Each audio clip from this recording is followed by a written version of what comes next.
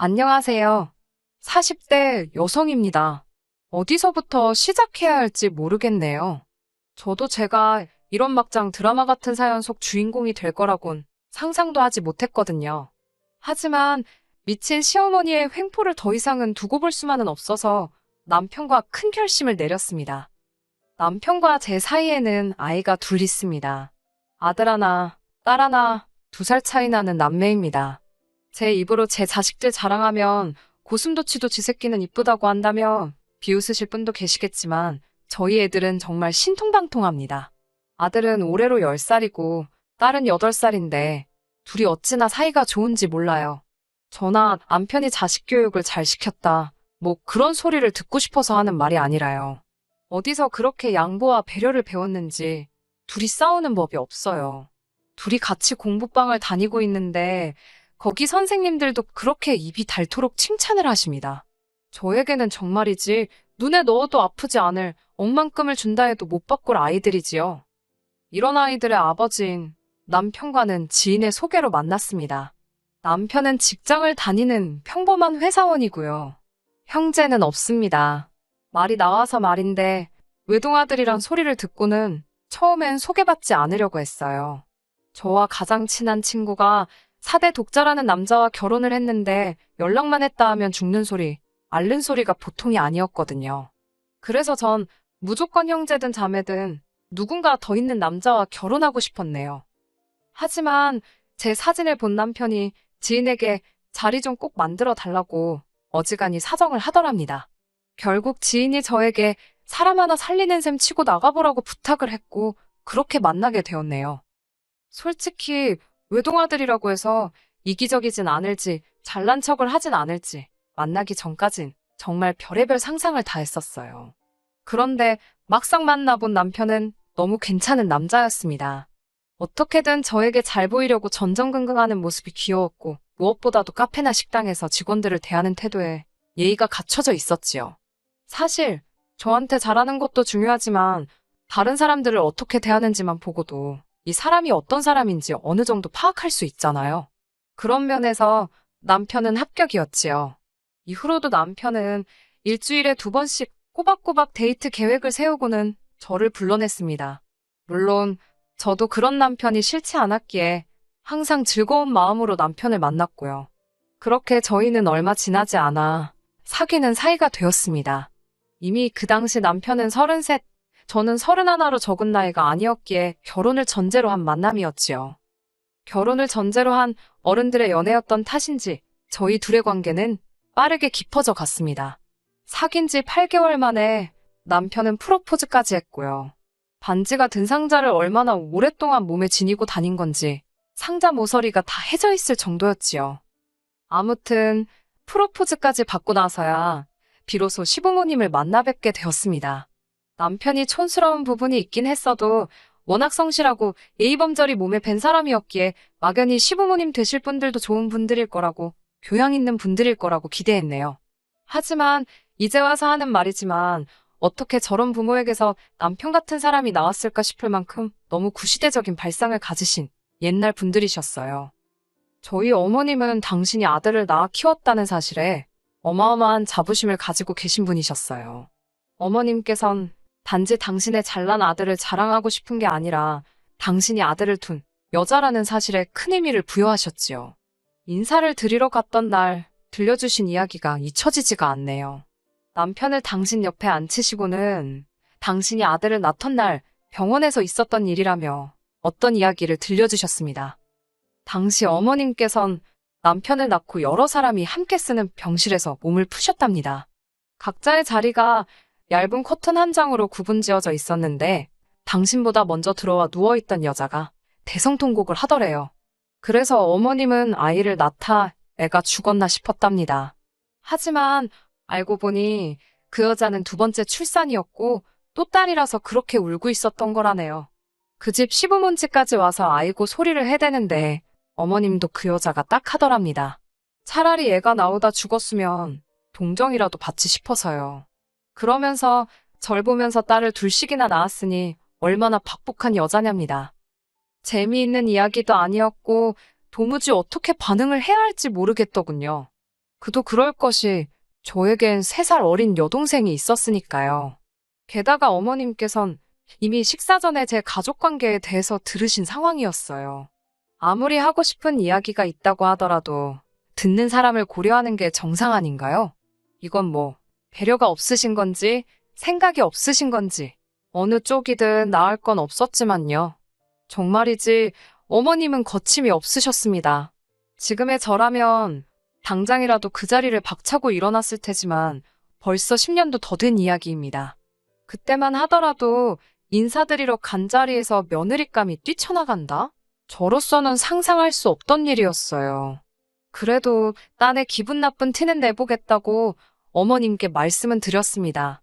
지금 하시는 이야기 다른 곳엔 가서 하지 마시라고요. 아마 듣는 사람들 전부 속으로는 어머님이 이상한 사람이라고 욕할 거라 했지요. 그러자 어머님께선 아들 못 낳은 여자들이나 질투하지 아들 있는 여자들은 다 자기 같은 마음일 거라대요. 무식한 어머님 때문에 결혼을 엎어버리자니 남편은 너무 좋은 사람이라서 선택 결정을 내릴 수 없었습니다. 남편은 어머님이 저런 사고방식을 가지고 계신 줄도 몰랐고 그게 큰 문제라는 것도 인식을 못하는 듯 했어요. 그도 그럴 것이 어찌됐건 아들 사랑이 끔찍하셨던 어머님께선 적어도 남편에게는 세상에 하나뿐이자 헌신적이신 어머니셨으니까요. 제가 확실히 결정을 내리지 못하자 남편은 살면서 시부모님을 모시고 살 일도 없을 거고 자기가 저 힘들지 않게 중간에서 처신을 똑바로 할 거라며 자기만 믿고 결혼해달라고 저에게 매달렸습니다. 그리고 실제로 이후로 결혼식에 이르기까지 어머님은 저에게 그 어떤 별난 요구도 하지 않으셨어요. 심지어 남편이 시골리기 전까진 아직 저는 며느리 아니라며 연락처도 알려하지 마시라 했다더군요.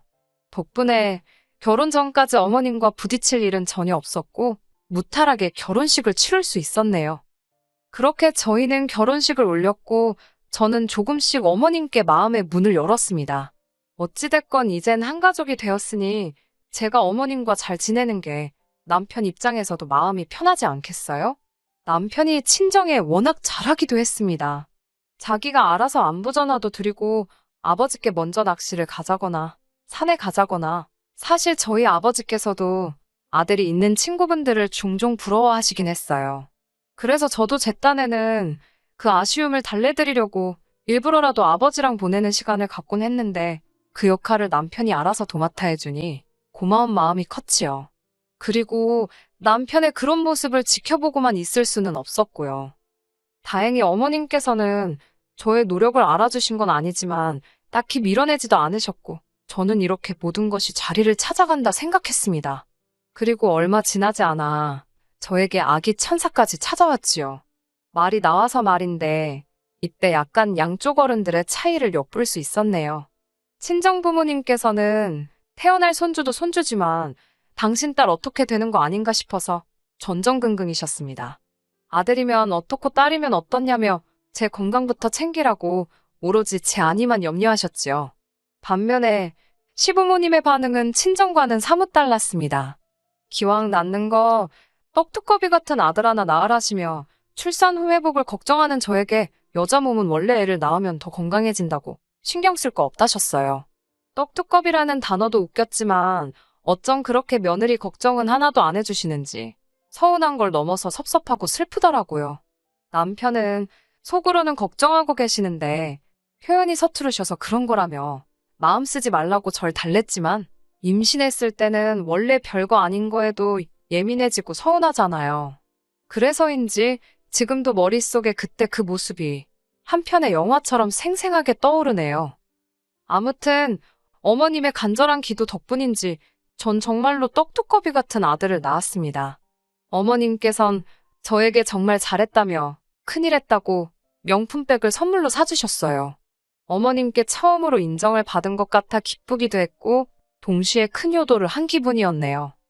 이후로 한동안 행복한 날들이 이어졌습니다. 남편도 같이 육아에 힘써준 덕분에 남들이 말하는 독박 육아의 서름 같은 것도 별로 느끼지 못했어요. 친구들이 저에게 전생에 나라를 구했냐며 복도 많다며 부러워하는 눈치였는데 부러움의 대상이 된다는 거 싫지만은 않더라고요. 하지만 솔직히 어머님께서 저희 아들을 지나치게 물고 빨고 하셨던 탓에 버거운 순간들도 있었습니다. 예뻐서 보고 싶으셔서 그러시는 건 알고 있었지만 연락도 없이 집에 찾아오시는 건 물론이고 앞방 가릴 것 없이 영상통화를 걸어오셨거든요. 심지어 한 번은 지금도 그때를 생각하면 가슴이 철렁하네요. 제가 둘째를 가졌을 때입니다. 남편이 집에서 아이를 봐주고 저 혼자 병원에 다녀오려던 상황이었는데 남편 회사에 일이 생겨서 일정이 꼬여버렸지요. 남편은 어머님께 혹시 와서 첫째를 잠깐만 봐주실 수 있겠냐 물었고 어머님이 알겠다고 하셨던 모양이에요. 그렇게 어머님께 첫째를 맡기고 병원에 다녀왔습니다. 배뭉침이 심상치 않아서 걱정스러운 마음에 동네에서 원래 다니던 병원이 아닌 큰 병원으로 갔던 게 화근이었을까요? 집에 돌아왔는데 어머님도 아들도 보이지가 않았습니다. 바로 어머님께 전화를 걸었지만 몇 번을 걸어도 받지 않으셨어요. 아버님께도 전화를 걸었지만 당신은 받기라 아무것도 모른다 하셨고요. 순식간에 저희뿐만 아니라 친정에서도 난리가 났습니다. 나이 드신 어머님과 이제 두 돌도 안 된 아들이 없어졌으니 어느 누가 제정신일 수 있겠어요? 하지만 이 소동은 4시간 만에 끝이 났습니다. 어머님께서 손자가 너무 예뻐서 자랑하고 싶으신 마음에 데리고 가셨답니다. 택시 타고 당신 사시는 동네로요. 그리고는 평소 당신이 다니시던 문화센터며 이웃집에 속된 말로 순회 공연을 다니셨더군요. 어떻게 두 돌도 안 된 그 어린애를 데리고 그러실 수가 있는지 이해를 할 수가 없었어요. 너무 화가 나고 미쳐버릴 것만 같았습니다. 뱃속의 둘째에게 얼마나 큰 스트레스가 전해질지 안 봐도 뻔했지요. 저는 울고불고 남편에게 2번 다시 어머님께 애 안 맡긴다고 악을 썼습니다. 친정 부모님께서도 사돈이 너무 하셨다며 한마디 하시더라고요. 그러자 어머님께선 할머니가 손자 이뻐하는 게 이렇게 욕먹을 일이냐며 억울하다 하셨습니다. 그래도 현장에 와 있던 경찰까지 다른 게 유괴가 아니고 이것도 유괴라고 2번 다시는 이러지 마시라고 어머님께 한마디 하니까 좀 잠잠해졌지만요. 이후로 한동안 어머님과 부딪히는 일 없이 지냈습니다. 정확히 말하자면 왕래를 최소화했기 때문에 부딪힐 기회가 거의 없었다고 하는 게 정확하겠네요. 명절이나 어버이날처럼 특정한 때에만 반드시 남편과 함께 찾아뵈었습니다. 제사라던가 생신이라던가 어쩔 수 없이 며느리 도리를 해야 할 때를 제외하곤 발길을 끈다시피 했지요. 어머님께서 아들을 보고 싶어 하실 때면 주말에 남편이 데리고 가는 시기였습니다. 사실 어머님께서도 손자만 보여주면 며느리 너까지 건 어째도 좋다는 시기셨고 저도 남편과 어머님 사이를 아예 끊어놓겠다는 심정은 아니었기 때문에 이렇게 지내는 데 있어 별다른 문제는 없었어요. 그러다 다시 시댁에 오가게 된 건 둘째가 어느 정도 자랐을 무렵부터입니다.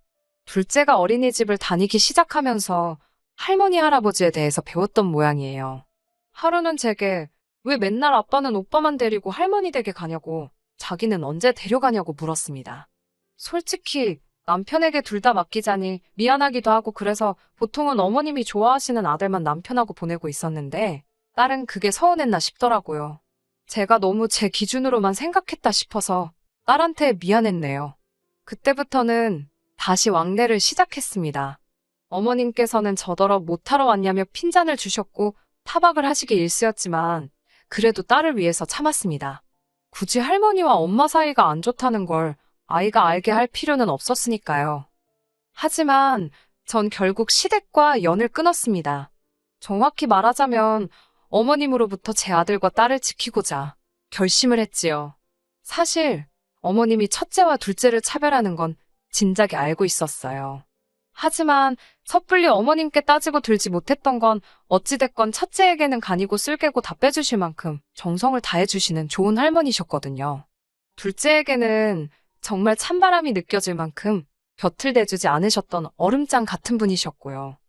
가령 시댁에서 다 같이 식사를 하기 위해 모이잖아요. 그럼 어른들이 아무 반찬이나 다 잘 먹지만 애들은 좋아하는 반찬이 몇 가지 정해져 있어요. 보통은 소세지, 계란 뭐 이런 건데 저희 애들은 게 중에서도 특히나 소세지를 좋아합니다. 집에서 소세지를 해주면 늘 똑같은 개수로 나눠주고요. 그러면 또 첫째는 자기가 나름 오빠라고 둘째한테 1개나 2개는 양보를 해요. 둘째는 둘째대로 고맙다고 오물오물 음식을 씹으며 대답을 하는데 입안에 밥풀이 다 보여도 제 눈엔 그게 그렇게 예뻤어요. 오누이가 사이가 좋으니 기쁘지 않을 엄마가 어디 있겠어요? 그런데 어머님께선 소세지 반찬을 준비하시곤 꼭 첫째만 주셨습니다. 당신 옆에 그릇을 놓고는 첫째가 밥 한 술 뜰 때마다 하나씩 집어주셨어요. 둘째가 할머니 저도 주세요 하니까 넌 여자애가 무슨 식탐이 그렇게 많냐며 무안을 주셨지요. 애들이 어려도 누가 누구 싫어하는지는 다 알아차리거든요. 할머니가 둘째를 미워한다고 생각했는지 첫째가 삐져서는 그 좋아하는 소세지를 더는 안 먹더라고요. 첫째도 나름대로 속이 있는 거였지요. 이뿐만이 아닙니다. 걸핏하면 말투 가지고, 앉아있는 자세 가지고, 하다못해 생리현상 가지고, 솔직히 10살도 안 된 애가 실수를 안 하는 게 이상한 거 아닌가요? 그런데 꼭 같은 실수를 해도 딸한테만 그렇게 구박을 하셨습니다. 차라리 엄마인 저한테 뭐라고 하시면 좋겠는데 그것도 아니고 애한테 뭐라고 하시니까 결국 언젠가부터 첫째고 둘째고 안 데려가게 되었습니다. 남편에게도 못 데려가게 했어요. 애들 교육이 안 좋다고 이거 정서적 학대라고 남편은 자기 부모님이 아기가 있어서 그러는 것도 아닌데 아예 애들을 안 보여드리는 건 너무한 것 같다며 저에게 서운함을 표현했습니다. 그래도 저에게는 어머님 아버님이 서운해하실 것보단 제 자식들이 건강하게 자라는 게 중요했어요. 그렇게 한두 달쯤 지났을까 어머님께서 저희 집으로 쫓아오셨더군요. 쫓아오셨다고 말하는 이유는 정말 벨도 누르지 않으시고 현관문을 미친 듯이 두들기셨거든요. 게다가 경찰까지 대동을 하셨더라고요. 나중에 알고 보니 제가 당신 손자를 납치해갔다고 신고를 하셨답니다. 황당하고 어처구니가 없어서 제가 그 납치당한 손자의 엄마라는 이야기는 못 들으셨냐고 경찰에게 물으니 경찰도 어이가 없는지 어머님께 화를 내더라고요. 지금 장난치시는 거냐고 공무집행방해 현행범으로 체포가 되셔야 정신 차리실 거냐고요. 하지만 어머님께선 그런 경찰과 저를 뚫고 집 안으로 뛰쳐들어가셨어요. 그리고는 제 아들을 들쳐 업으시곤 저더러 너는 네 딸이나 끼고 살라고 네가 뭔데 할머니랑 손자 사이를 끊어놓으려 드냐입니다. 당신 아들 씨하시고 핏줄인데 네가 뭔데 난리냐며 저에게 악을 쓰시더라고요. 쓸데없이 계집을 낳아가지고 차별이네 뭐네 헛소리나 나오게 만들었다나요. 당신 손녀가 바로 앞에 있는데 어쩜 저런 잔인한 말을 거리낌 없이 해대실 수 있는지. 그때 남편 목소리가 들렸습니다. 남편이 어디서부터 들었는지는 모르겠지만 어머님으로부터 아들을 뺐더라고요. 그러더니 어머님 지금 제 정신이시냐며 어머님께 당장 나가시라 고래고래 소리를 질렀습니다. 지금 내 딸한테 무슨 소리를 하시는 거냐며 애는 할머니 없이는 커도 엄마 없이는 안 되는 거 모르시냐며 이후의 일은 말씀드리지 않아도 예상이 가실 거예요.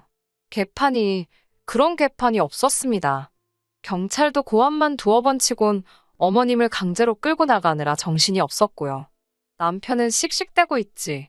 저는 저대로 진이 빠져서는 그 와중에 저희 애들이 이걸 다 보고 들었다 생각하니 어찌나 분이 나던지 속된 말로 눈 뒤집어지는 줄 알았네요. 결국 그날 밤 남편에게 어머님인지 우리 가족인지 선택하라 했습니다. 그동안은 어머님께 좋은 아들 노릇을 하든 어쩌든 신경 쓰지 않았다. 부모 자식 사이를 내가 뭐라고 이래라 저래라 하나 싶어서 아무 말도 안 했다고요. 하지만 이러다 어머님이 나랑 내 자식들 사이 끊어놓게 생겼다고 내 딸 가슴에 대못 박으실 것 같다고 앞날이 뻔한데 가만히 두고 볼 수만은 없다고 당신 똑바로 노선을 정하라고 했습니다. 그러자 남편은 황당하다는 듯 저를 쳐다보더니 당연히 우리 가족이지 무슨 소리를 하는 거냐입니다. 이 집의 가장은 자기고 가족을 버리는 가장이 어디 있냐면서 어머님은 아버님께서 곁에 있으시니 괜찮을 거라고 신경 쓰지 말라더군요. 남편의 대답을 듣고 나니 정말 그나마 버티고 있던 두 다리가 정말 풀려서 주저앉아 버렸지요.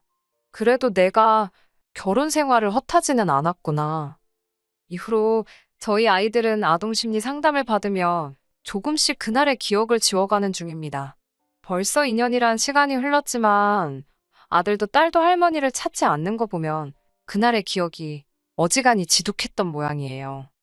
최근에 남편이 저에게 말은 안 했지만 눈치가 어머님께서 남편에게 종종 연락을 하시는 듯 합니다. 남편이 어떻게 응수하고 있는지는 솔직히 모르겠네요. 다만 이 불편한 상황이 언제까지 이어지더라도 제가 먼저 나서진 않으려고요. 아이들이 자라서 성인이 되고 그때 할머니를 찾는다면 모를까. 당장은 제 가정, 제 아이들만 생각하면서 사는 중이고 앞으로도 그럴 생각입니다. 전 엄마니까요. 저 잘하고 있는 거 맞지요? 저에게 힘을 주세요.